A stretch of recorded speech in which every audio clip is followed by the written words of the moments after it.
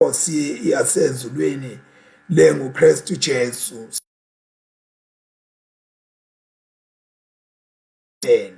Lolu hambo lesingene kilo siluqala emhla ka-5 March on Wednesday.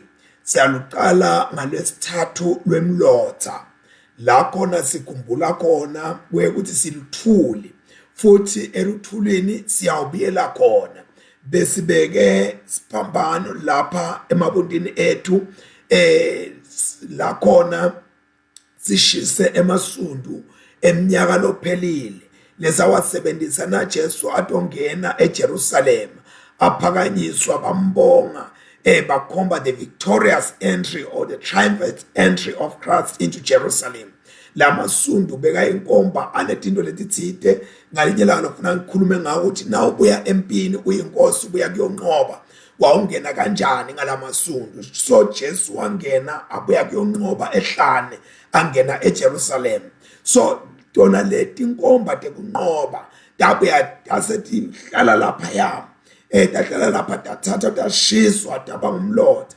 Sethi shisiwe taba ngumlotha kwangagcina lapho kwakhomba ukuthi impilo ayipheleli ukuthi ube lapha ya, ayipheleli ukuthi ube ngumlotha, kodwa impilo iyinvo lengathi iyaqhubeka ekuphileni kwethu.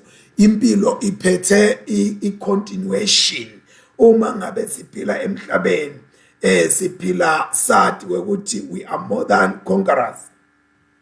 So and then sasikhumbula ke ukuthi impilo ayimi with the victorious part ikhona la ikulahle khona lapha etaleni, kodwa nakhona lapho ungathathi ukuthi ulahliwe ngoba lawo masundu lebeka lahle lapha ya aphinda athathwa ashiswa. Esashisiwe sawafaka emabunti ethu sikhomba ukuthi we are dust, from dust we came and to dust we shall return.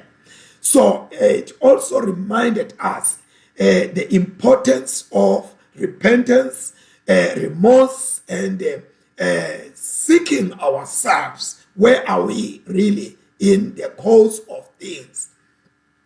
So ke bazalwane sengushito lokho sambile ke sangena esontweni lisonto lebelisitshela ngaJesu ehlane na chapter 4 wa Luke verse 1 to 13. Phinde futhi lisitshela ngempilo yabaka-Israyeli ku Deuteronomy yes, I believe chapter 26. Yes, and then saphinde futhi satshelwa ngetindlela letahlukahlukene as we were journeying in this part of yes. That was Deuteronomy chapter 26 verse 1 to 11, and then the Psalm, which was Psalm 91 verse 1 to 2, 9 to 16, as well as the letter to the Romans chapter 10, 8b to 13. So those were the readings for Sundays. And what really does it has to tell us? The first Sunday in Lent, there is a message that was brought to us in that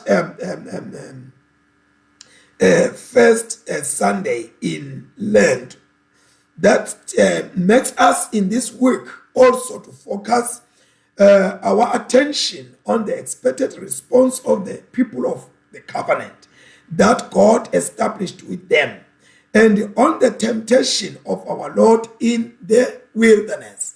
So now it tells us about the people of the covenant and God's establishment of the covenant and his people, and as well in the wilderness. So bazalwane silapho nje ukuthi sibantu baNkulunkulu sivelaphi sibobane sifike kanjani la sikhona khona nekwekuthi ngetulu kwako konke lokho uJesu limvete the waste of time. Excuse me. Egameni laNkulunkulu yise nendothana namoya engcwele, amen. Babelolungile, siyakubonga Jesu, siyakubonga Nkosi yasemazulwini, siyakubonga kwekuthi usendela lokuhle njalo, kawukhawuli Nkosi kusinakekela, awukhawuli uNkulunkulu kusithanza. Babe wethu lolungile, usithanza Nkosi silahlekile, usithanza babantwana amandla onke si messed up usithanda uNkulunkulu wethu lonamandla onke. Kulesinye isikhathi si out of my expectations ale live lesiphila kilo, kodwa wena uNkulunkulu usithande usinakekele. Babe kulesinye isikhathi nala sikhuluma khona singasaboni noma siyadithengisa noma sinjani, kodwa wena uNkulunkulu uqhubeke usithande usinakekele. Nkosi maye siyabonga nakulesikhathi lesi nakulenzamba malena siyathanazela Nkosi singene kunalolu hambo uNkulunkulu wethu lonamandla onke lwa Lenten season la khona Nkosi sikhumbula khona ukuthi Nkosi lapha emhlabeni we are the sojourners and we are pilgrims on this life. Therefore, Lord, connect us with our divine destination, heaven, even Christ Jesus, the way, the truth, and the life, so that we walk this journey with our heads up and our shoulders up, my God and my Father. Sihambele phambili uNkulunkulu wethu lonamandla onke, usandulele moyingcwele ngolibo lwakho lokuba usenze saba zizindlalifa zombuso wakho ngaKristu Jesu Inkosi manje naphathi. Amen. Let us call to mind and confess our sins.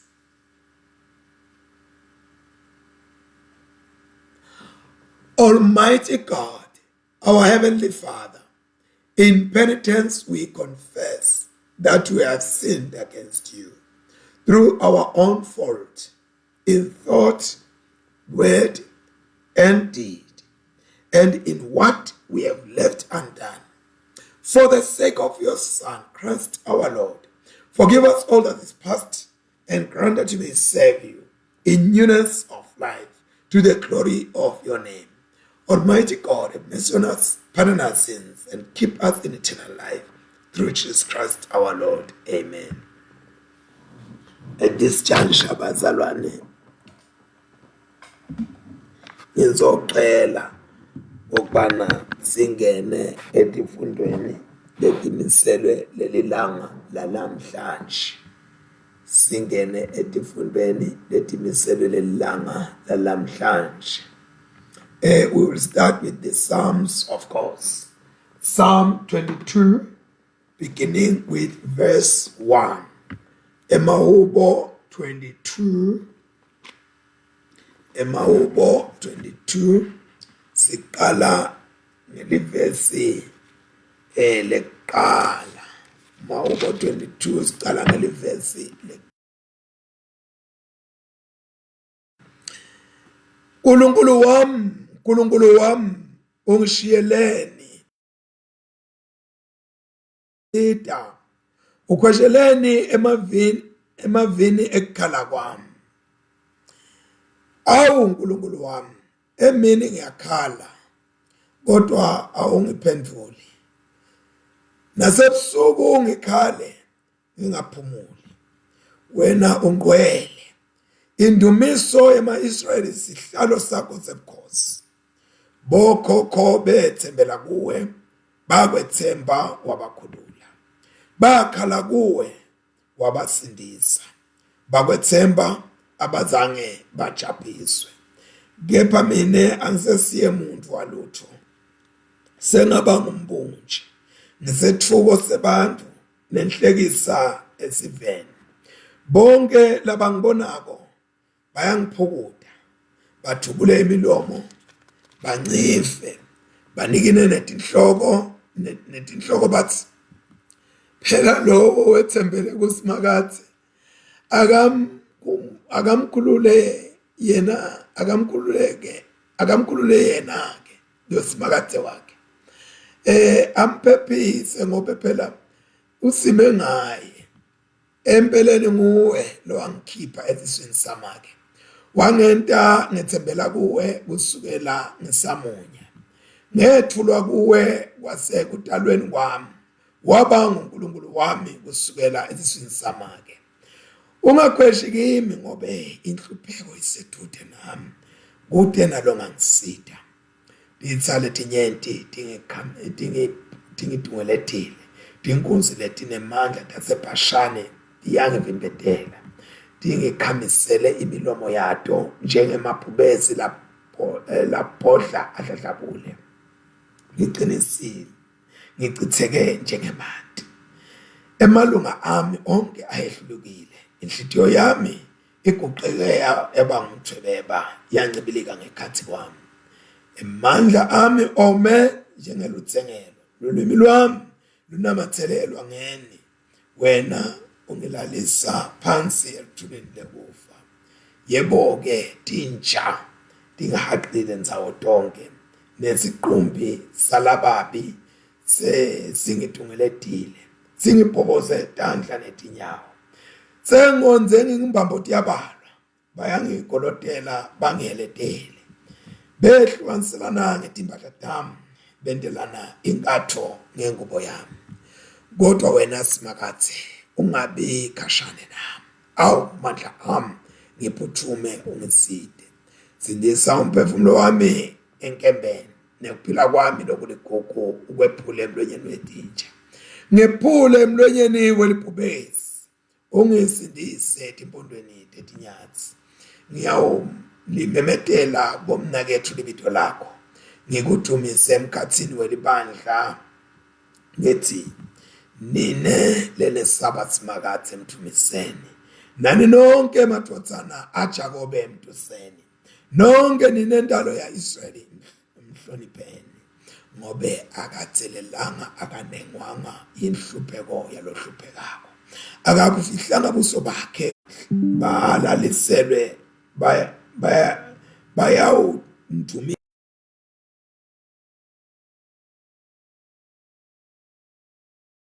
thini ngaphila phakathe naphakathe. Umhlaba wonke uyawukhumbula okuqukele kusimakathe, bukhosi basimakathe, ngoba bukhosi basimakathe nguye lobusa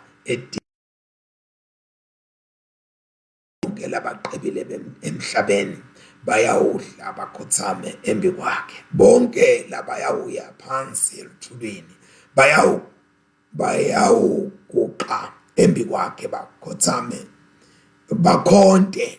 Yebo, nabo bonke labangeke batibambe ukuthi bafe, titukulwane takusasa tiyawukhothama. Bantu bayawusala balandzise ngasimakathe etitukulwaneni nasetitukulwaneni. Sive lesiyawudalwa, siyawutshelwa ukuthi simakathe wasisindisa sive sakhe. Akuthunyiswe uyise nendodana naMoya Oyingcwele, njengoba bekunjalo ekuqaleni, kusenjalo nanyalo, kuyakuba njalo kude kube nini nanini. Amen. Siyabonga bazalwane, sifundo sekuqala siphume eTestamenteni Elidala sibhaliwe encwadini yaGenesis chapter 37, sifunda kusukela verse 1 kuya verse 11. Genesis chapter 37 verse 1 to 11.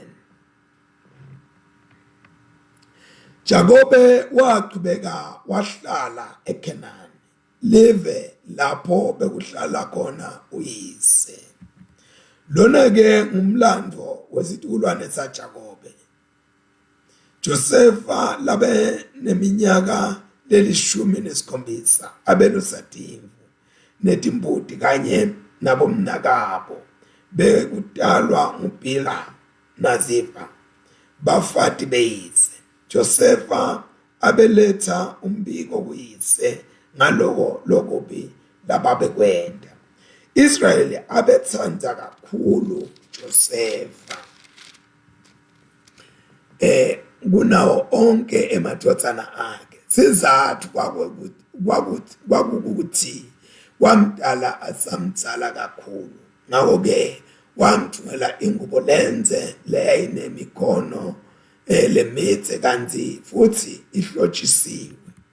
Bathi kube bomnakabo babone ukuthi uyise umthanda kakhulu kunabo bonke, base bayamdonsa lo Josefa, kangange ukuthi babengasamkhulumisi kahle. Ngalelinye lelanga Josefa waphutha wathi nakabatshela bomnakabo, bamdonsa kakhulu futhi. Wathi kubo wathi kubo, asenilalele naku lengubhotile, ngiphutse sibopha tithungo ekhathi nensimbi. Sithungo sami sasukuma sithunga sami sasuma sema sathi mpo lethi tenu daze tidungeleta lesi sami dazikhothamela. Labo mnakabo bambuda bathi, usho ukuthi wena utaba inkosi ubusethi wethu? Baqhubeka bamdonsa kakhulu ngenxa yemaphupho akhe nenkulumo yakhe. Josefa waphindze waphutha wabatshela wathi, asenge nitshele nali lelinye liphupho lami. Ngiphuthe lelanga nenyanga netinkanyeti letilishumi nayinye tinkhothamela. Wathi nakalitshela boyise nabo mnakabo leliphupho. Uyise wamthethisa wathi kuye, yini lena lo iphuthako wena? Ucabanga ukuthi mina nenyoko nabo mnakeni sitawukhothama la kuwe? Omnakabo baba nemona, kodwa uyise wawaqina engqondweni yakhe lamaphupho. Siphela lapha sifundo sekuqala. Sifundo sesibili siphuma eTestamenteni Elisha sibhaliwe encwadini yaJohane sahluko 2. Johane umvangeli sahluko 2 verses 1 to 12. 1 to 12.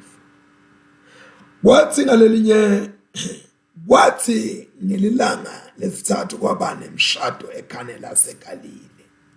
Unina waJesu abekhona naye. Kulowo mshado Jesu abemenywe kanye nebafundi bakhe. Kwathi kube linathwe liphele liwayini, unina waJesu weda kuye wathi, sebade liwayini. Jesu wathi kuye, makhe ungena nani emsebentini wami? Sikhathi sami sisengekafiki. Unina wathi etingcebweni, nibokwenta konke lanitshela kona. Bekunopha khona lapho. Dihlele nje iswe kahle ngelisiko lekugeza kwemaJuda. Leyo naleyo mbida beyingaqaliswa ngemalitha labengacishe abelikhulu. Jesu wathi kuletingcebo, qwalisani leti mbida ngemandi. Batiqwalisa dathi swe. Waze uthi kudo, khanini niye bisalona lo phethe lo mshado. Bamikisela-ke. Wawanambithisisa lamandi labese kuqhuke abaluwayini. Abengathi nokho ukuthi lelo wayini nzini laliphumaphi, kodwa lithi 70 tona betade. Ngakho-ke waze ubida umkhwenyana. Wefike wathi kuye, wonke umuntu uqala ngekukhipha lewayini lelimnandi qala, bese-ke kuthi nase banathe kakhulu benela kube ngkhona akhipha lelimnandi kunelaqala. Kodwa wena usuka ubeka lelimnandi kuze kube unyaka. Jesu wenda lesibonakaliso sakhe sekuqala eKhane laseGalile. Wabonakalisa ubukhosi bakhe, bafundi bakhe bakholwa kuye. Emva kwalokho Jesu nenina nabomnakabo nebafundi bakhe behlela eKapernaum, bafike bahlala khona emalangana. Siphela lapha sifundo sesibili. Sitawubuyela esifundweni sekuqala bazalwane. Sitawubuyela esifundweni sekuqala bangcwele. Lapha kuGenesis chapter 37. Yes, lapha kuGenesis chapter 37 asisithandaza. Babelongcwele sesibongile. Siyawuhlala njalo Nkosi siwudumisa umsa wakho lomkhulu nalomangalisako. Siphambi kwakho Nkosi kulesikhathi. Nali live lakho Nkosi. Ngiyathandaza. Aselikhulumise umuntu Nkosi. kulesikhathi la khona Nkosi umisa sivumelwane sakho ubheke iresponse kubo bantu bakho alingwa khona netilingo letithi inhlobonhlobo kodwa anqoba sicela uNkulunkulu wethu usivakashele ngalokufana nakho liduyiswe bajadu lakho ligama Kristu manje naphakade amen. Excuse me bazalwane sitawuthi sibuke lapha encwadini ya Genesis chapter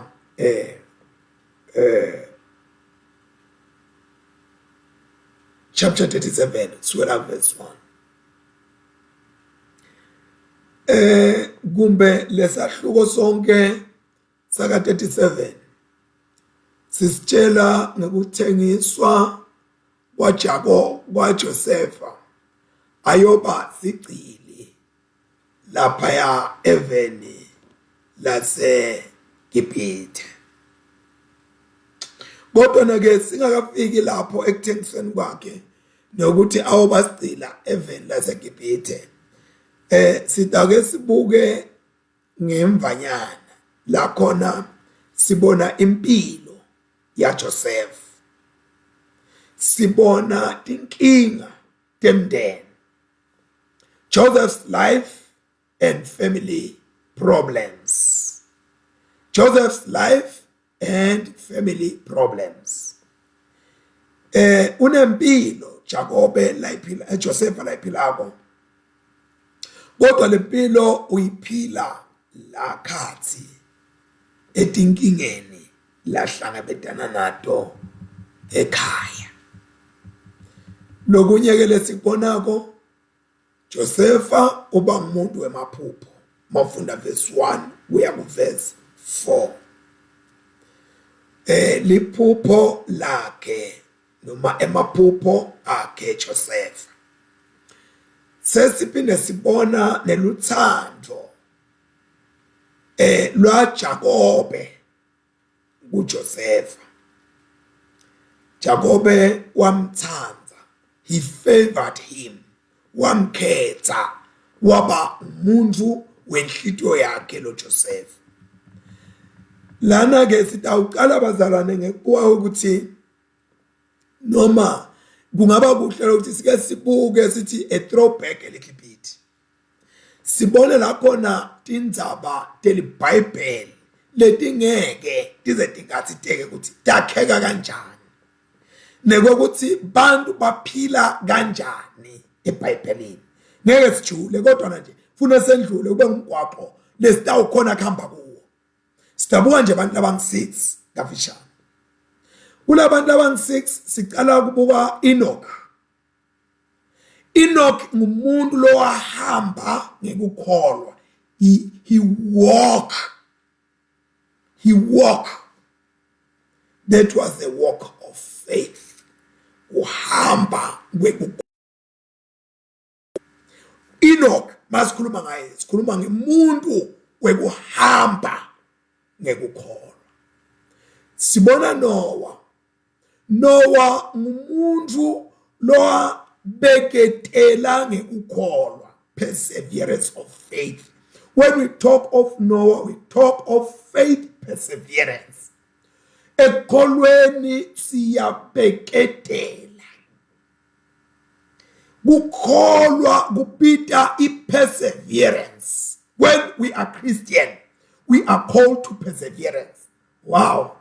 Oh, my big brother, Sipho Shongwe, thank you very much. Shumayeli was St. Michael's, Shumayeli esilungwini, Shumayeli abantwana besikolo, Shumayeli babesho. When we walk this journey, it calls for perseverance. Labanengi bangivakahle, babo Noah, labahamba khona, ngoba bita uthi ba persevere. Number 3, sibona Abraham, a man of obedience of faith. Esikhatsini lesiyeni sibantwana baNkulunkulu kupita ukuthi letinto tibe combined like it. We walk the faith, we are perseverance in the faith, we are obedience of this faith. So Abrahama walalela kulukhuni angenamntwana for in the year 75. Kwathi ngeminyaka wanga 86 waze wanemntwana lekatoba Ishmael. Kwaze kwathi ngeminyaka sekahlanganise elikhulu azoba nemntwana ke manje wesithembiso. So he was a man of faith. Obedience of faith. We learn it from Abraham.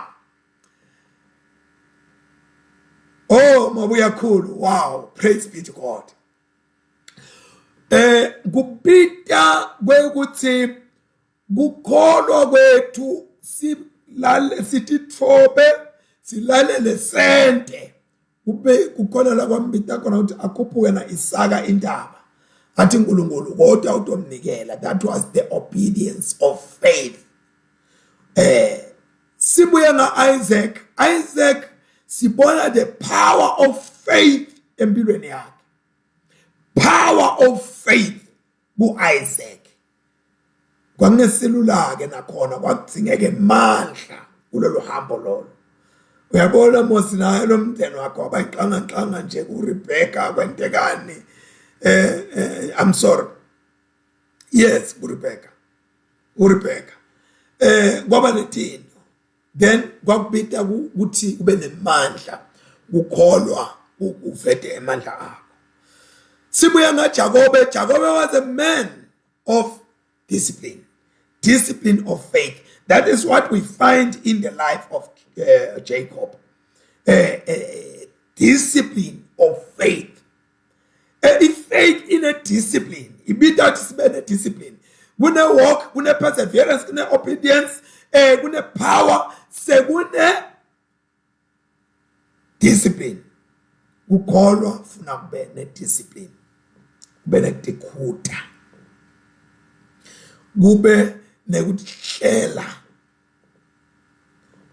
Lastly but not least, in this list, I have Joseph.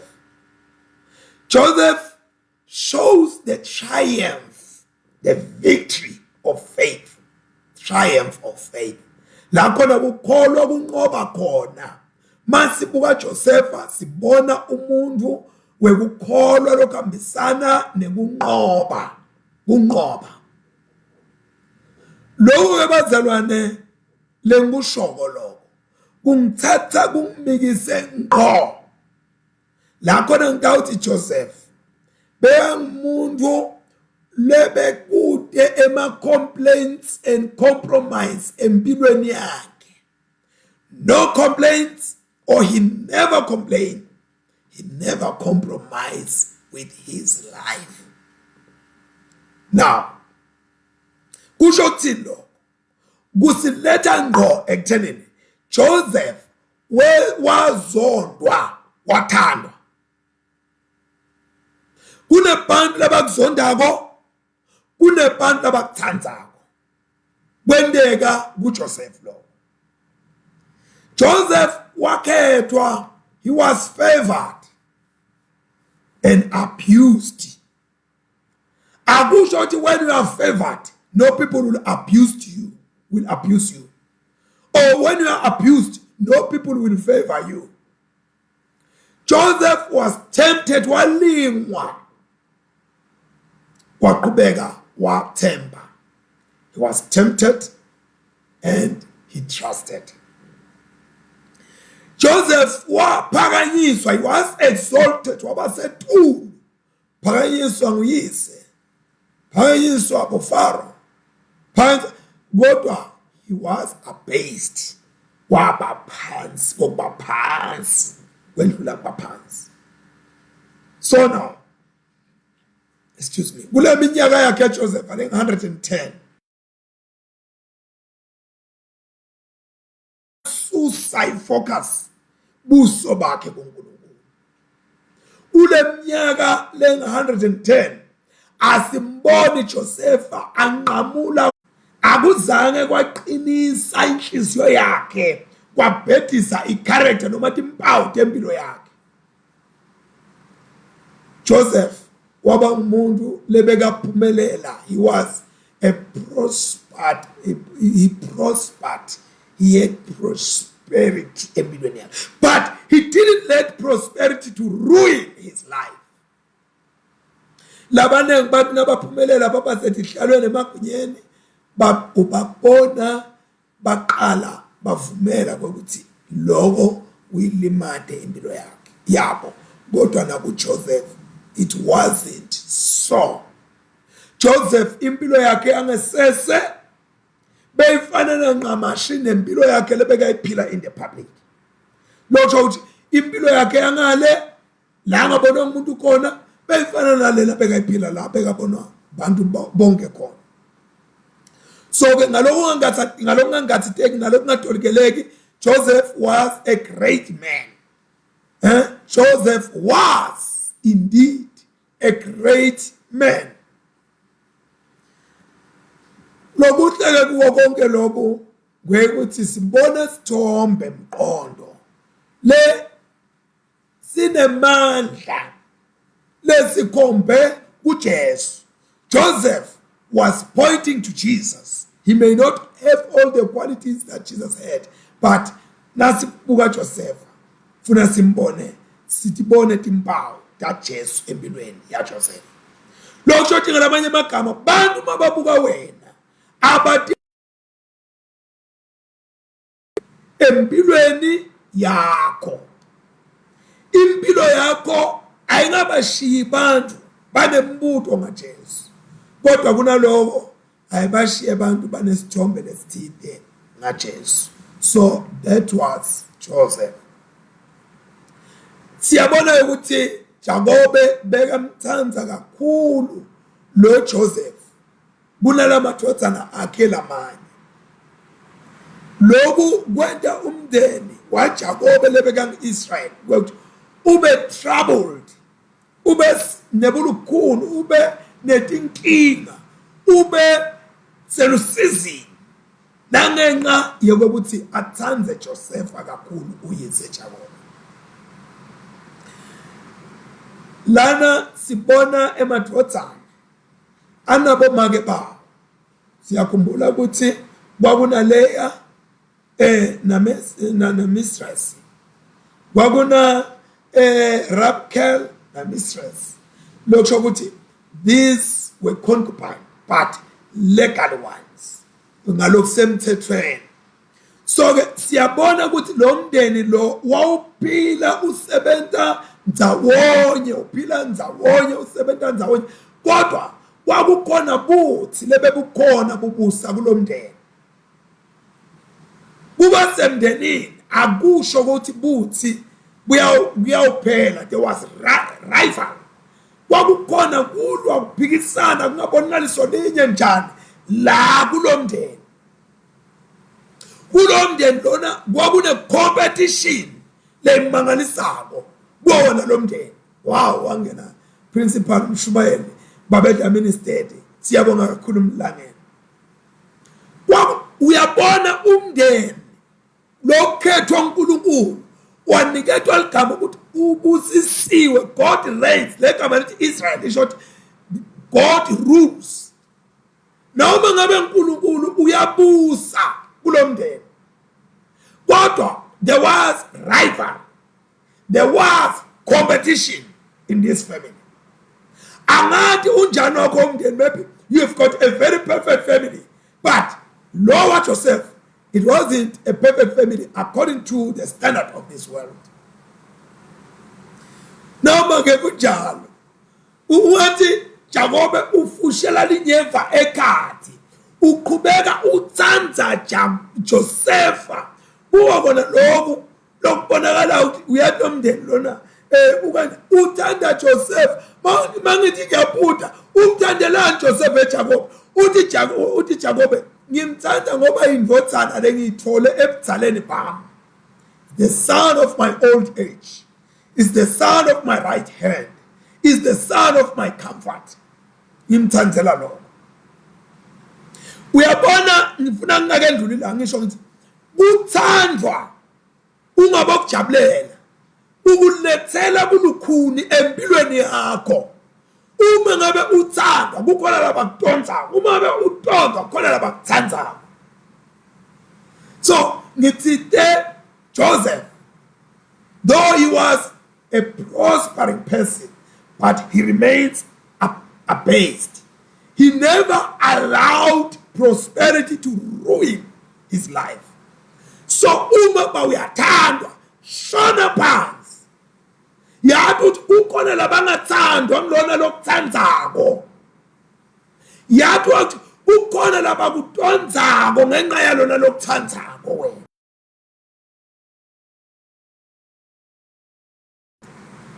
Yes, kukhona labakudondzako ngenxa yanang lokuthandzako. Lona loke unawo umqondo wemndeni wekuthi umndeni lokahle, umndeni ongiwo fanele ume nanathi timpawu ube kanje ube kanje. So anyone has the idea of a perfect family wekuthi ufanele ukuthi ime kanjani. Kodwa nake lana mawuthatha i-yardstick noma i-thermometer whatever uyomeja kulomndeni wakaJakobe ufuna ukuthi lomndeni lona waJosepha was a family not without problems. There were a lot of problems in this family. Umndeni waJosepha wawunetinkinga inkumbi. Awangena sibalwami. Qebo. Siyabonga kakhulu uhlupho lomuhle. Siyabonga langene. Emalangeni siyawathanda. Ngebo. Yes. Ngebo. I'm sorry to pronounce your name wrong, uhlupho lomuhle.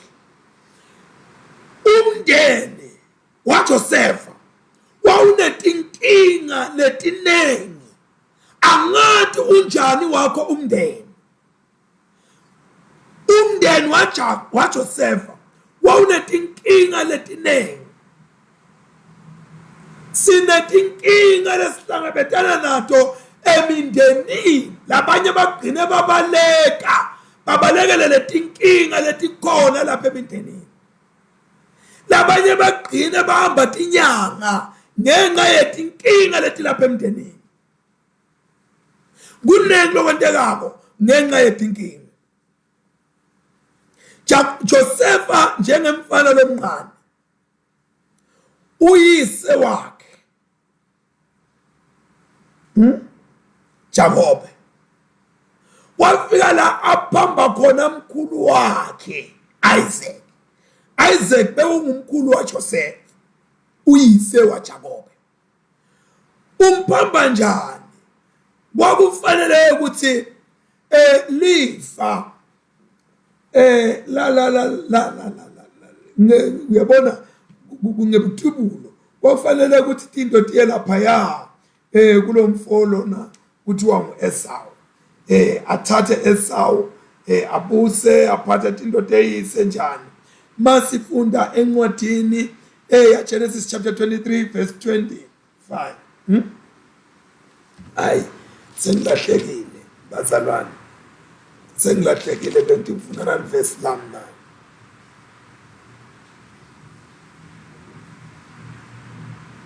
Yes, 25-23 uthi simakathe Genesis. Simakathe waphendula wathi esiswini sakho kunetive letimbili. Utawutala tive letitawuhlukana tinhlobo letimbili. Lesinye sive siyawuba nemandla kunalesini. Lomdala akhonte lomncane. Bekushitwola lomdala kwaba nguEsau noma bangemathwini. Kodwa lo waphuma kuqala kwaba nguEsau Jakobe walandela ngemuva. So kwathiwa ke lo Esau utawukhonta lo mncane. Lokusho ukuthi lo mncane utoba indlalifa ngalamanye amagama. Utoba nebirthright ngekwaka kaNkulunkulu. Kodwa la sibona Jakobe uthatha ngesanxele. Uyabona thine simaSwati. eSwatini nangabe utowemukela ngesanxele nalona lokuphako ufisa ngathi ngawuyayithatha lento yakho. ngeSiswati uthatha ngesikudla nanaso awuthi nje uyothatha udilethe to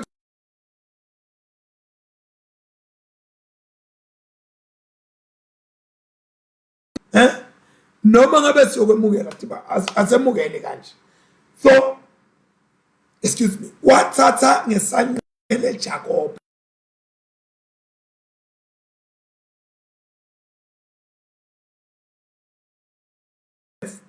lo yise waphamba umkhulu waJoseph,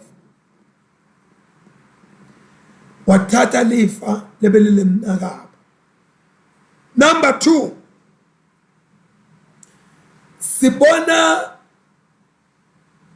lo mndeni waJacob leku ngathi ekhaya boJoseph. Sibona uyabaleka Jacob uyise waJoseph, ubalekela kuphephisa kuphila kwakhe ngoba uthathe ngesanqele uyenge uyise wathi Esau angasuyi. Esau nakathola lokho wafunga ukuthi umnakethu uJoseph amhlazane babe aphuma umphefumulo, ngiyombulala nyalo, ngiyahlonipha ngoba kusena babe kodwa ngiyombulala, I will murder my brother. In this family of Joseph sibona nema intentions, tinhloso tekubulala kulabantwana bemndeni, bantwana ba Isaac bafuna kubulala, munye uyabaleka. Ngumndeni lo lekathi uNkulunkulu ubusisile futhi uNkulunkulu aka withdraw. Angade emndenini wakho ukuthi kunjani, ninja niphethe nenjani, kodwa ngifuna ukuthi lokho lokukhulunywa uNkulunkulu akuguquki. Kwesithathu sibona Jacob uyabaleka over 200 miles uya kaMalume wakhe uyophila iminyaka lengemashumi lamabili or more than 20 years. Sibona ubuya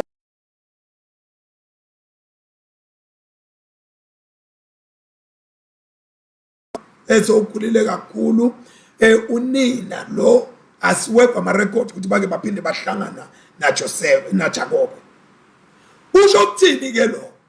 Usho ukuthi ngalamanye amagama lo mndeni lona was diffusional.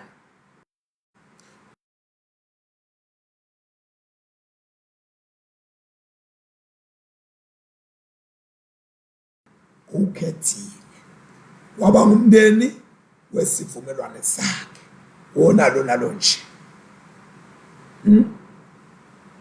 Kwesithathu noma kwesine sibona Jacob uthola indzawo yokuphila nekuhlala eKhabonini. Asahle lapha eKhabonini lo malume wakhe Labani start shitting on him. Wamagcina nekuchitha, waqhubeka wamphathisa kwesiqila, treated him as a slave lakhaya. Lo muntu lona uthi uNkulunkulu utawubusa yena, lo mncane utawukhothama yena. Sasibona uyachithelwa, simbona uthithwa njengesiqila. uNkulunkulu akukakhweshi ukuthi uthite Jacob umkhethile umthanzile. Uthandwa uNkulunkulu akusho ukuthi you will live a life without challenges. Lokulandzelako simbona Jacob ushada nabomzala bakhe. English la shitting ikhona again. Uthandera Rachel kwathiwa umsebenzele 7 years, wasebenza ebusuku ngelanga lemshado ngoba intombi yayingeniswa noma lo ozoshada naye ngene ebusuku, kwangeniswa Leah. Nathi awuthi uyakhuluma kodwa hayi la khaya akushadi,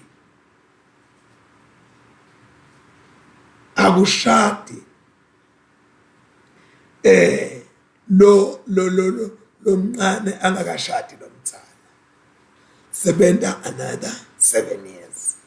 Thus he ended up marrying 2 siblings.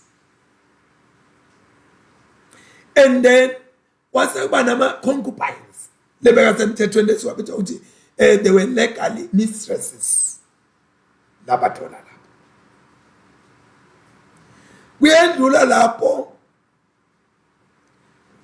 kulaba lakeshade nabo boLeya na Rakhel uba nemadodana lalishumi nambili kanye nentombi yinye lebuya ngalanga kaLeya lebitwa ukuthi ngidana.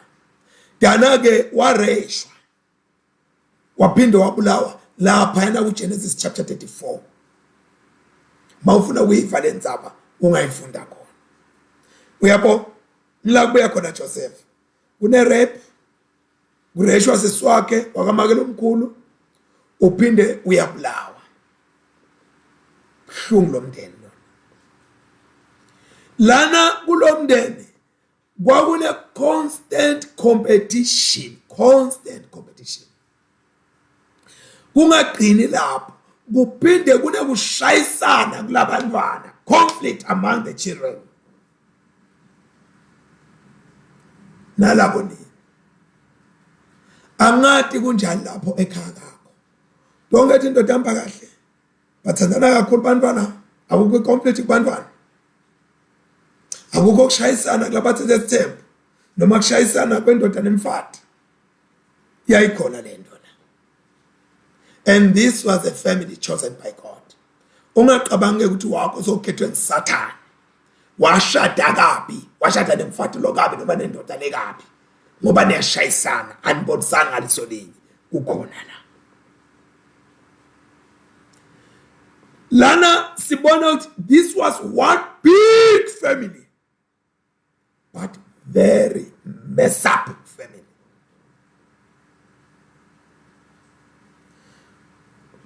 Kukona lokho in this big mess up, big one mess up family, uNkulunkulu watikhethela watitsandzela Joseph kule mess up yasemambawini, yasebathakathini, yasedephini, yeah, whatever you can call the family. Tikebeng, there is murder. Kune-rape lesekuyendeka la. uNkulunkulu watikhethela Joseph. Kwekuthi lo Joseph lo nguye lengiyawufuqa luhlelo lwami lwetikhathi letidako. Ngitalufuqa ngaye lo. La khona kuyagcina kuvele ngishona Mesiya khona Jesu uqobo lwakhe ngitawufuqa ngaye lo Joseph.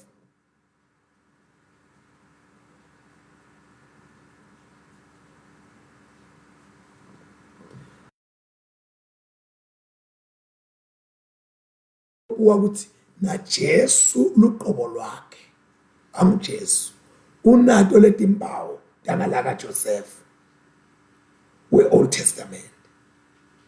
Kuthi na Jesu wabhekana nebulukhuni netinqinamba temndeni. Jesu ankulunkulu avela phezulu emazulwini wahlangabetana nato tinqinamba talomhlaba.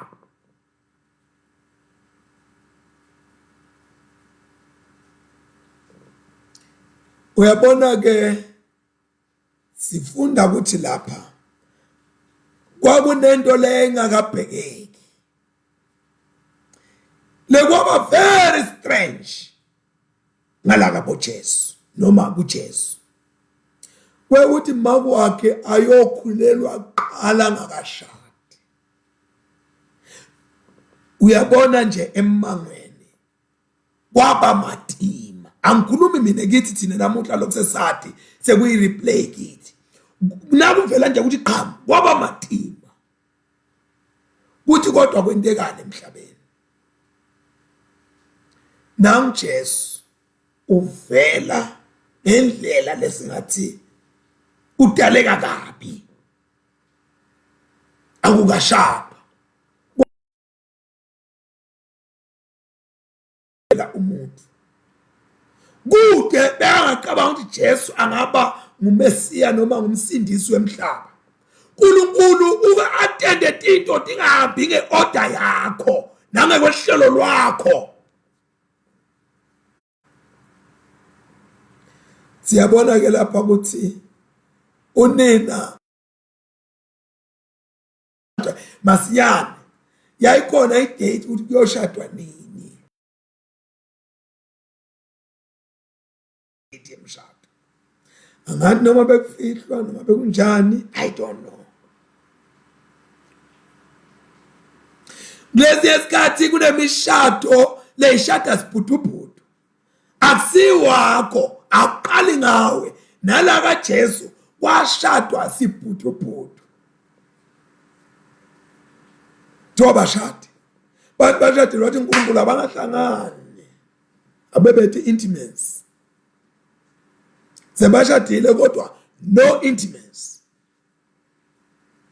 Ngalamanye amagama no consummation yalo mshado, ngoba umshado uzobe ngumshado mbamba jolo kuhlangana kwendoda nemfati. Bahlangane ephepheni, bahlangane kamoya, kodwa abakahlangani enyameni.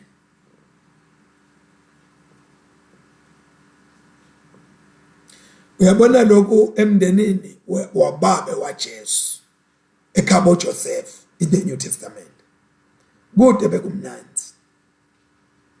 Ingathi kwana lo mfati beyangathandwa ngilabo balakhaya ukuthi lo muntu ye Joseph usihlolelani yosithathela umntala kanye uthi lo mntwana siwakho manje umthathephi yini hambe uyosithathela intombi ingaka njena kunje uyosithathela. Uyabona kwethukwa kwebantu labangena emshadweni sebethe nemntwana waphambili kwakukhona la, kodwa kwabita ukuthi Joseph amthanze umkakhe, amsupporte umkakhe. Siyakhumbula ukuthi Jesu ngesikhathi sasemncane wabita ukuthi babalekele impilo zabo baphosele eGibhithe bamnesilula. Umndeni waJesu nawo was little bit mess up. Akazange athi Jesu ngoba mina ngingumesaya ngimimbamba ngitanivikela ngitanikhulula cha. Wabita ukuthi ukhokho amatubane baleke kuyokubhaqwa le eGibhithe babalekela impilo zabo. Strange enough, wabita ukuthi babuye emuva eNazareth edolobheni lakamere. La khona yonke le mfudumase, yonke le mess up yenteke khona. Bantu babona ukuthi na base bakhona lo Maria lesikhohlakala sentombazane lo makoti walapha ekabo Joseph lo kodlakele. So buyile nekhohlakala bakhe wabuyela na livezandlebe. Wabuya wadophila la. Ingathi kulesikhathi salenti, kulesikhathi lesikiso, kunebantu ofuna babuyele emuva lapho bavela khona. Laba nemahlazo khona. Wabuya Mary na Joseph, babuya nemntwana le Joseph akazange wambulala.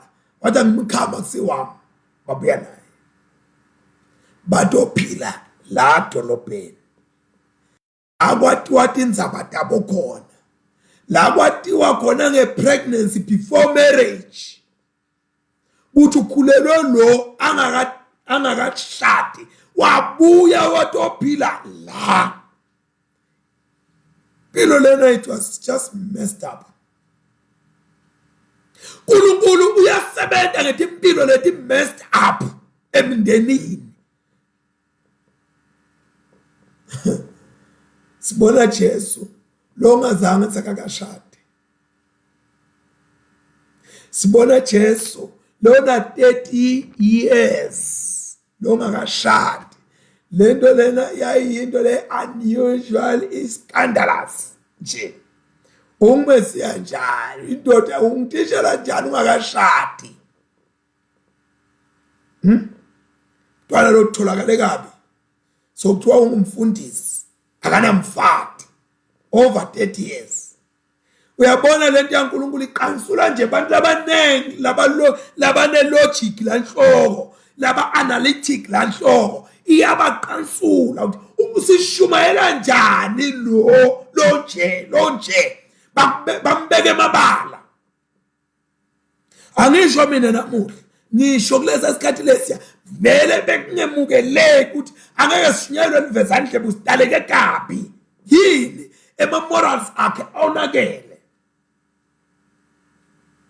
Yabona kulesi sikhathi sishumayela kungemnanzi indzawo, shumayele abantu basethuka, sishumayele kwabona laba lobhe ukuthi ngabe bayasupporta bahamba phambili, bayasiphakamisa, basinyathela ngemabhudi abo etintanyeni. Labanye bafuna ukuthi kubekwe lapha ukuthi phela lona wataleka kanje, lona kanje, lona kanje, kungelobonakala. Ungilofanelekile lokushumayela live laNkulunkulu. Sibekwe amabala, na Jesu wabekwe amabala ukuthi lona una 30 years ungurabi kanjani. Kodwa Jesu athi kahle kamhlophe ukuthi yena ungubani, uthunyelwe ini, waqonda ngqo epurposini yaNkulunkulu.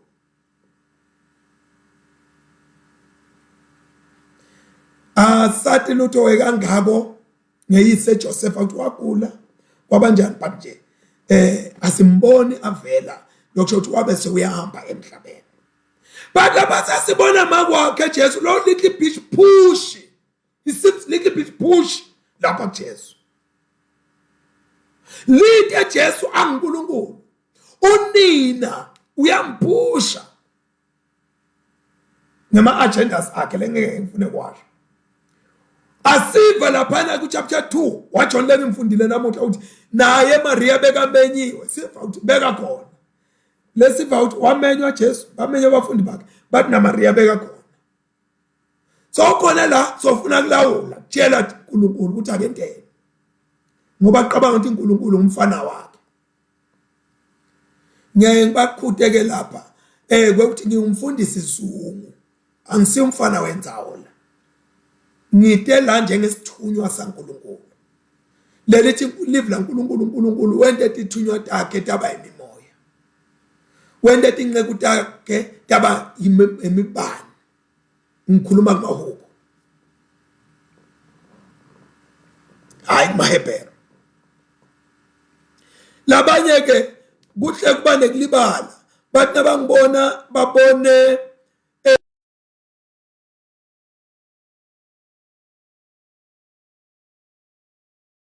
basopa wena manje tosala kula mathi yingceke yaNkulunkulu masakho.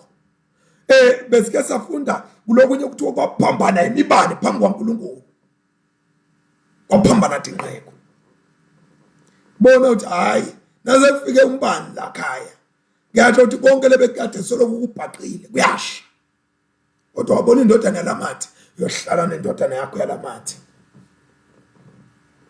Lamathe, in this case Mary, utolawula ngoba athi uthi indodana yakhe le Jesu sebaphelelelwa yini. Ngenhlanye uyathi uthi Jesu angakwenta, ngenhlanye uyathi uthi indodana yami. Funa kubonakala noma bekathole dibonini ngisawutshela Jesu. Phela Jesu ungenda Jesu hey Mark woman ungena ngani kokwami isikhathi singakafiki. So siyabona ukuthi beka little bit push Maria, upusha la kungakafanele khona, uyopusha inkosi ngoba aqabanga ukuthi umntana wakhe. Lokunye lesibonako sibona bomnakabo Jesu asaphila kanye nabo, bebangakholelwa kuye, they didn't believe in him. Bamthatha ukuthi his grace uyahlanya uphambene inhloko. Khumbula ngalela langa bethu abantu batombamba bahambe naye ekhaya, bathi hey Jesu bona bomnakenu nabo mama wakho la ngaphandle nabo tathweni bakulandela, bathi Jesu bobani bomnakethu nabo tathewethu namaka hey naba phambi kwami, naba labenta insando yaNkulunkulu bomnakethu nabo tathewethu nabo make bami. Jesu watshengisa kuyikhumula leyo ngubo leyo. Jesu ngalabanye amagama watshengisa bumqokwa bemndeni wakomoya over umndeni lo biological. Uyabona, ungaba wakithi, ngingaba wakimi, kodwa manje ngingakholwa, ngingahambi ngelwambo lwaNkulunkulu, ngingabekethele, ngingathobeki ngento eyintando yaNkulunkulu, ngingabi nemandla ekholweni kwami, I'm not your family. Ngihamba ngiyokusha, wena uyekuphileni kwaphakade. Uma ngabe mina ngihamba ngendlela ekholwa, wena ungahambi ngendlela ekholwa, you are not my family. Ngihamba ngezulwini wena uyesokweni. So ke uthi the Apostle Paul, uma ngabe sibekwethembela kuNkulunkulu, lapha kulokuphila kuphela, sibantu bekukhalelwa. Inkosi kade emalangeni isifundele leli verse leli ngifuna ukulifunda. Lilapha ku 1 Corinthians chapter 15 verse 19. Nangabe singilabethembela kuKristu kulokuphila kwalapha kuphela, sibantu bekulilelwa kunebantu bonke. Lokho ukuthi uma ngabe thina sigcina la sibekhalelwa kunebantu bonke. Jesu makalenge esiphambanweni sitakubona very soon. Uthi mama na indodana nangunyoko uthatha unina umniketela to the care of one of his disciples. Akabaniki bomnakabo utsala nina kamake sengiyafa, kodwa uniketa makwakhe kubantu bakamoya. Ngalamanye amagama, lento yebiology ihamba ikhawule, usho ukuthi wena ngiyakubona uyakholwa, kodwa namakwami ngikubheka ukuthi ufike namakwami embusweni.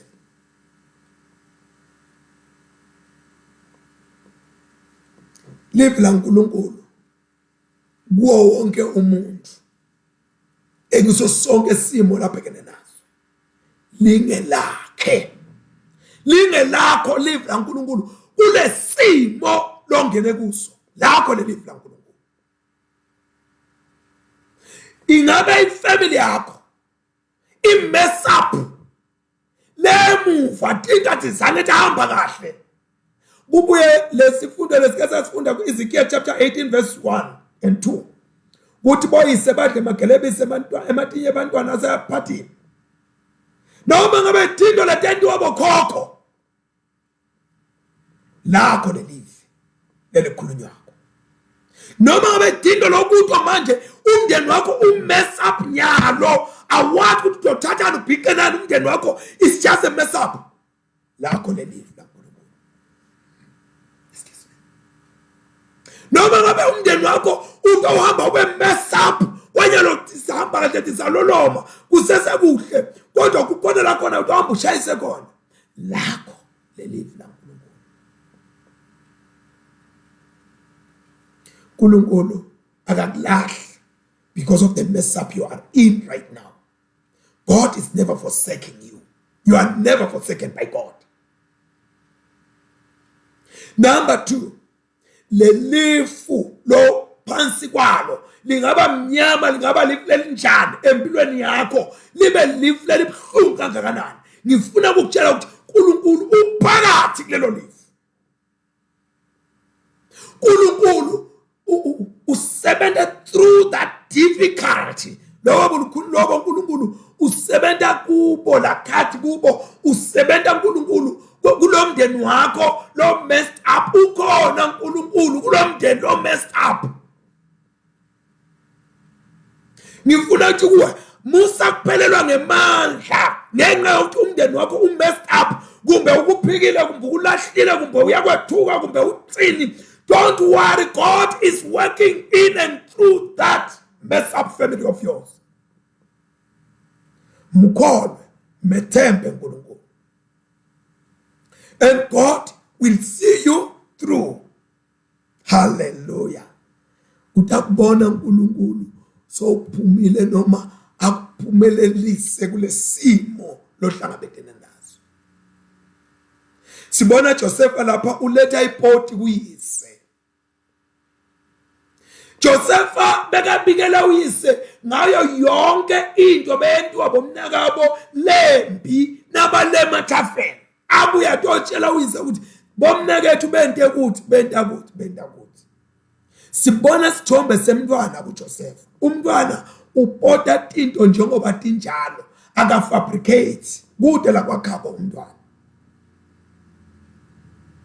Lokhu ke kwamenta Josepha wangabe ngilowemukela, he was unpopular la kulabo mnakabo, and ngetulu kwaloko bamese bamenyanya bangamthanzi Josepha ngoba bekabikela uyise into letimbi lebetendeka.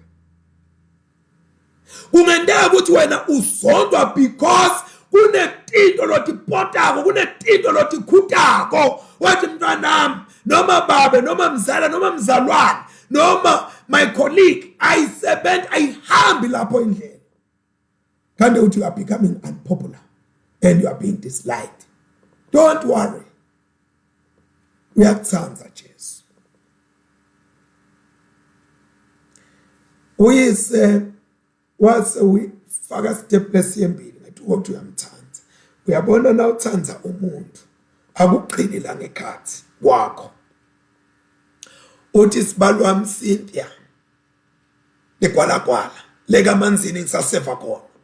Uthi emfundisi Zulu lento ukuthi bathi love is blind. No, laba blind akusilo lothando ngilaba bathi bayathandzana noma bangathi bafihla kangakanani. Luvele lusho nje uthando ukuthi ngikhona la. So na Jacobe wehluleka kufihla lothando, athi uyenta nje wakha ingubo, ngale ngubo ikhuluma iyaqeda ngaJoseph. Ikhuluma ukuthi Jacob has his favorite in Joseph.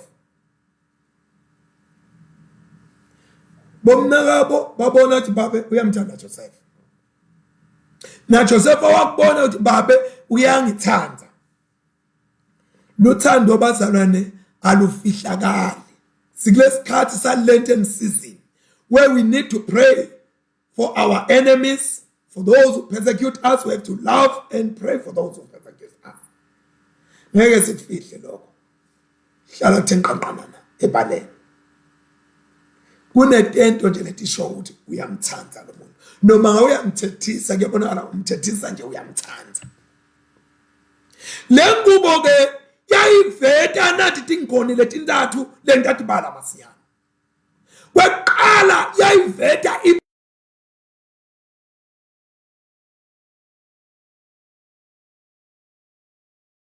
position that you are favored.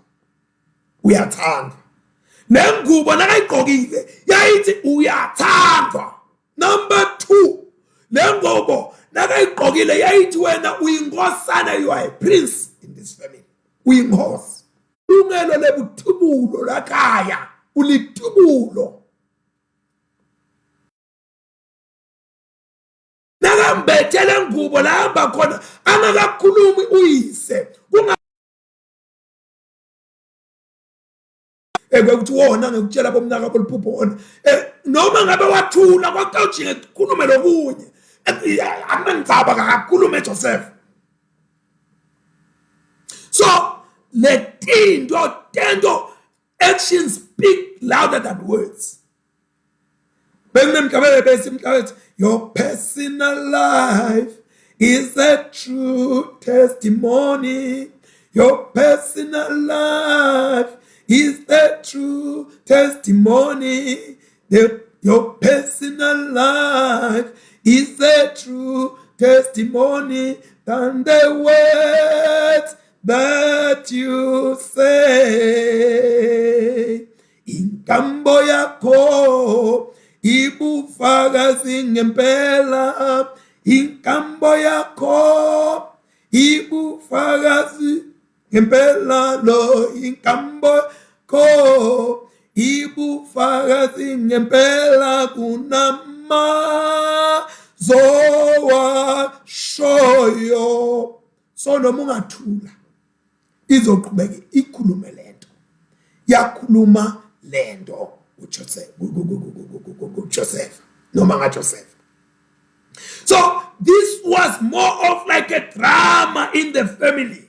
Wathi soyimukela wathi wena Josepha so ulitubulo ubukela ukuthi uyinkosana umukela kwakuthi wena Josepha lakhaya senguwe lo setulo. Wakhuluma kwaqeda donke tindzaba. Boyisike lapha kukhona la kuvetako ngesiko lwesebhero ngale ngubo lena le tunic beyiphathwa nguJosepha leya yendlula elikhalo iyoshaya emaxakaleni yayingasimfisha nganyelanga ngitafuna ukukhuluma ngale dingubo tethu lesitembathako. You will see me putting on my cassock. My black cassock is always at my ankles, covering my ankles. That's how I love it.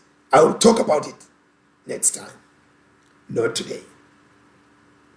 Lengubo lena ke yayembathwa ngumuntu longasebenzi lokusho ukuthi umuntu lomqokwa ngumphathi engkomanda noma engumanager bekembatha lengubo le.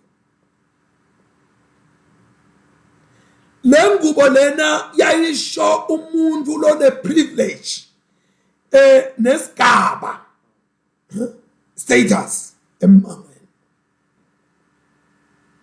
Lengubo lena yayembathwa ngumuntu lebekahamba njengamanager lokusengishito hamba hlola ukuthi nisebenza kahle yini anibuke athathe ama record ngami ukuthi lo msebenzi niwenta yena beyangawendi umsebenzi lo hard kodwa bekenta umsebenzi ukuthi ahambe ahlola ukuthi nenta kona yini lo lokufanele thini kwente. So bomnakabo baqhubeka bamsonda bangakhuluma lokwakha kuthula ngalomnakabo longu Joseph. Sake sesingathi qabangela nje ukuthi the favoritism lokuthanda lokuthi amkhethe akhethe buso bakhe Jacob kwenta kwekuthi kungete eliswayi kunake bekabuya kubika ukuthi batiphatha njani nabelusile noma bahle bathi hlabela letimvu noma bentana bese kubuye kungeda la ushikishe emanxebeni uphinde lengubo ileta isource conflict ukuthi vele bashayisane naye lapha emndenini beba vele bamsonda nje kwase kuyangeda lokhu kwekukhethwa nokuthi aniketwe lengubo nguyise bebamsonda. Liphupho la Joseph ake leqala leyangibuzisa leliphupho bazalwane. Leliphupho laliphupha koJoseph alikutshela bomnakabo bayamsonda ukuthi uthandwa nguyise obamsonda ukuthi upota tonke into kuyise bayamsonda ukuthi uthandwa nguyise bayamsonda ukuthi sowakhelwe lengubo nyaluna inzondo number 4 seyeliphupho. Lo munye ngasho ukuthi Joseph beka leka some kind of tactic ukuthi hey into kanjani mina angikho lapho bazalwane personally. Yebo bona kungaba njalo kodwa na angikho lapho khona into lesike sikhulume nje siqoqela sisuke singakaqondi ukuthi siqondene kodwa nje usherish lapha ke uyathi Joseph ukuthi bomnako bamsonda kodwa na ubashirishela lephupho lakhe lelisho ukuthi ungetulu kwabo lengubo bevele ishokona lokuthi ungetulu kwabo liphupho kwese liyaveta. This was something materialistic but something spiritually came through the dream. Siyathi ukuthi uNkulunkulu uyakhuluma ngeBhayibheli futhi siyathi ukuthi uNkulunkulu uyakhuluma ngemaphupho kodwa kude siqhaza amaphupho lesingumphukuthu lobuya kuNkulunkulu kodwa na ke uNkulunkulu kwekuthi the Bible is the voice of God nila khona uNkulunkulu at expressa khona khuluma nathi khona through the Bible. Fanele ke ukuthi si expect ukuthi uma ngabe iBhayibheli lifundwa live laNkulunkulu liphimbo laNkulunkulu lesuke likhuluma qho nempilo yakho. So uNkulunkulu sengakhuluma ngemaphupho. Lokho ukuthi uNkulunkulu can speak in unexpected ways empilweni yakho. Kodwa indlela yeqala lenkulu nalengangathiteke live lakhe. Uyabaqela ke Joseph, hey ngiyanicela mina ke. Azenilalele la. Kunale ngifuna ukuqoqela kona kunephupho lapha lengifuna kunisherishela lona. Leli phupho leli linento le strange la khona. Aphupha ngendaba yokuvunwa lokuthi inhlavu. Nalokuboshiwe lokuthi thungo. Letati dabo mnakabo naye anesakakhe esithungo. Kukhona lentako kusho masinyane ngalo lama grains. Bathi labo mnakabo uzothi wena ngempela utosibusa utoba ngetulu kwethu. Ngoba labo mnakabo noma kwakude bekaliqhaza leliphupho kodwa moya waNkulunkulu wabaqhazela leliphupho noma bekumndeni lo messed up kodwa moya waNkulunkulu wawukhona ukuthi uqhaze lento lela ukuthi isho kuthini ukuthi ngalelinye ilanga Josepha uyawubhabhusa utoba ngetulu kwabo bona babe ngaphansi kwakhe. So leliphupho leli lalisho into lengathi yayine relevance lobukhulu. Weuthi lokubusa kuphathelene netivunywana netinhlavunyana. Ngoba siyababona sebafika le batothenga tinhlavu tembila temabele. Batofuna kudla. So wenza Joseph uyabusa kwabo. Liphupho lakho linento lelishoko na uliphupha bofuna ukuhlatiya ufune kuhlatiyeke kahle. Ungabese uba messed up nawe lapha enqondweni yakho. Liphupho lesibili nalo uyalikhuluma lo mfo. Ngiyamthanda mina lokukhuluma lamaphupho. Lephupho lesibili kanye loselifaka nebatali alisakhulumi nje ngaJosepha nabomnakabo. Labanye bathi was unwise ngekhuluma lamaphupho ngoba bekaqasula labomnakabo. But mina angikho lapho xela nenqolelo. Ngoba beyangakhulumi lokho with the sense of pride according to my own understanding. Noma kwakwenta ukuthi bamzonde bamelane naye kube njani kodwa na kimi akukho lapho. Leliphupho zelisho ukuthi leyihlo lenyoko badokhotha. Wa Joseph siyathi ukuthi bekafile some years ago.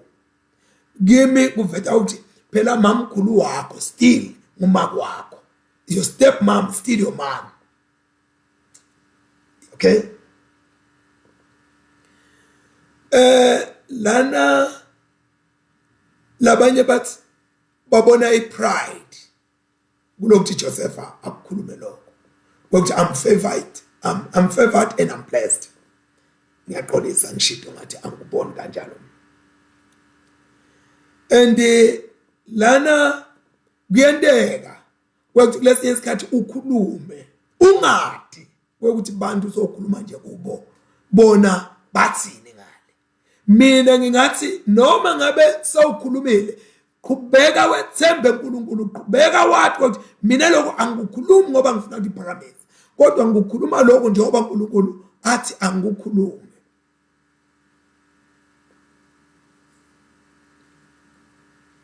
So noma Josepha lamaphupho akhe beyangafocus kuwo kangakanani kodwa lokumqhoba ukuthi uNkulunkulu bekaletha lamaphupho ukuthi awaphuphe awalethe noma bekangasoundi kahle emadlebeni alabanye abantu ngoba ungaqabanga ukuthi Joseph was wrong.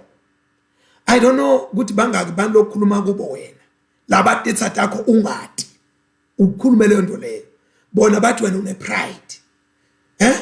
Bona baqabanga ukuthi ukhuluma lo ngoba wena uyathandwa ngonjani. Please, I don't want to take that route. Jesu sibona contrast phakathi kwa Jesu na Joseph. Jesu uyindodana yaNkulunkulu. He was others centered. Others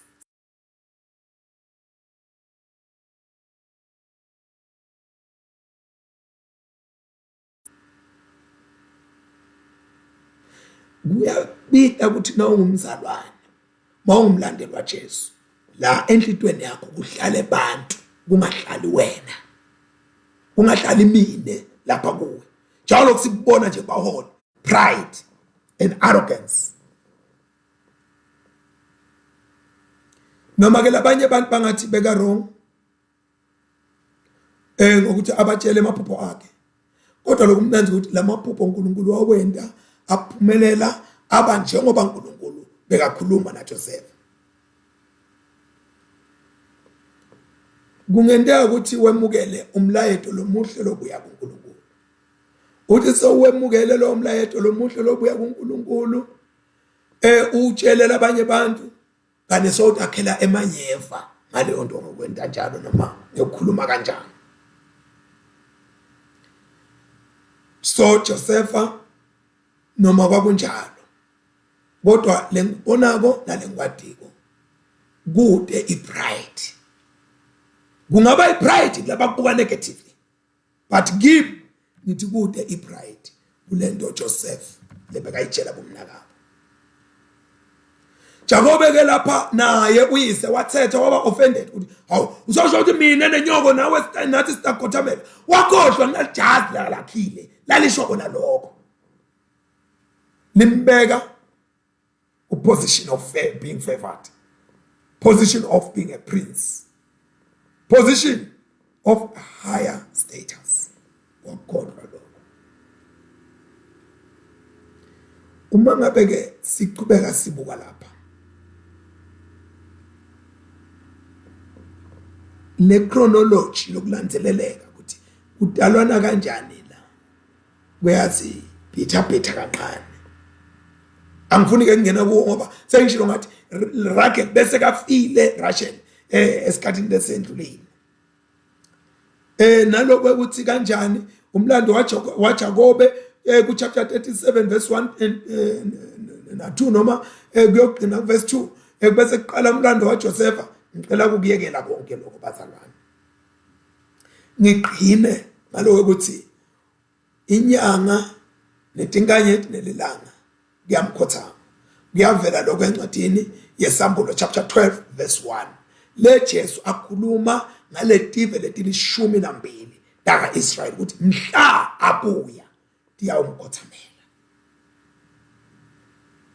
Uthi the apostle Paul Israel uyawusindiswa chapter 11 verse 26 kuma Romans. Israel uyawusindiswa. Sithandazele insindiso ya Israel. Siyabonga ke bazalwane namhlanje nathi sihlwa sesithethe isikhathi leside kodwa bengifuna ukuthi ngikubeke ngalokugcizelelekile ngikubold ngabe italic nje kuphela kodwa ngikubold ngiku-underline ukuthi your mess up family, your mess up life doesn't mean that God has rejected, God has forsaken you. God is working in and through your difficulty to bring something sweet. Maba khona lesekuphelile njengoba nelwayini laphela lapha la sifunde khona sifundo sethu sesibili yathi ukuthi something great and nice is still coming. Uma ngabe kube nethi inhlamba wethuka wagcina ukhwesha kuleyo ndzawo, today ngifuna ukusho ukuthi buyele endaweni yakho. Wabuyela Joseph and Mary in Nazareth. La bekathuke khona, la kwakwenteke khona tinto. God still expects you to come back to your position. Let us pray. Babelo ngileze sibongile Nkosi nakulesikhathi egameni lika Jesu bonke babelo losesendele kona. Sibuzisa Nkosi usingcwelise usente babe sihambe in the land of the living. Sisese lapha emhlabeni kuze kuthi Nkosi liduyiswe libatshato lakho ligama Kristu manje naphakade in Jesus mighty name. Father, we pray in the blessing of God Almighty, Father, Son and the Holy Spirit may remain with God's people wherever they may be now and forevermore. Amen. Please do share this on Facebook and YouTube. And God bless you all. Lesbenani lalabantu okuqhubeka babe nathi. Ngicela nikusharishe lo bazalwane. Ngiyanicela bazalwane. Kunema families la messed up. Kunema families lathi awu mina ngisengewani nje. Just share this and God utobaphakamise moyeni.